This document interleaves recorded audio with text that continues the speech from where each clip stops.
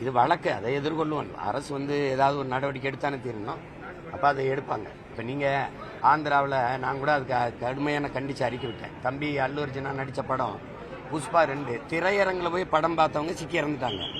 அதுக்கு இவர் பொறுப்பு இல்லை, ஆனால் இவரை கைது பண்ணி சிறையில் வச்சாங்க. அப்போ நான் கேட்டேன், அவர் பொறுப்பு இல்லை, அவங்க படம் பார்க்க போய் நெரிசலில் சிக்கிட்டாங்க. இப்போ அது மாதிரி தான் பார்க்கணும். இப்போ இது ஒரு வழக்கு, அதை எதிர்கொள்ளணும். நம்ம எதிர்கொண்டு போய் இதில் எந்த தொடர்பும் இல்லை, இது எங்களுக்கு இப்போ நம்ம இப்போ வழக்கு புனையப்பட்டவங்கெல்லாம் அவங்களா இந்த விபத்தை திட்டமிட்டு ஏற்படுத்தினாங்க, அப்படி பார்க்க முடியாது. இல்லை, அப்படி பார்க்க முடியாது.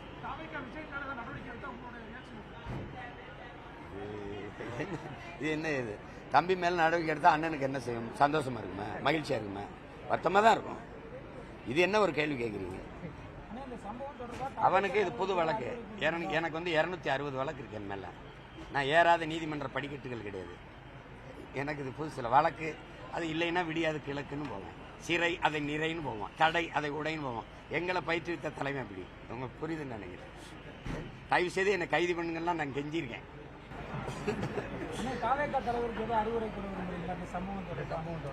அவ்வளவு சின்ன பிள்ளை இல்லை, அவருக்கு தெரியும் இது நடந்துருச்சு. என்ன நேரம் அவருக்கு தெரியாத என்ன செய்யணும். ட்ரெண்டை ஃப்ரெண்ட் ஆக்கிக்கோங்க. தந்தி டிவியின் சப்ஸ்கிரைபர்ஸ் அண்ட் ஃபாலோவர்ஸ் குடும்பத்தில் நீங்களும் இணையுங்க.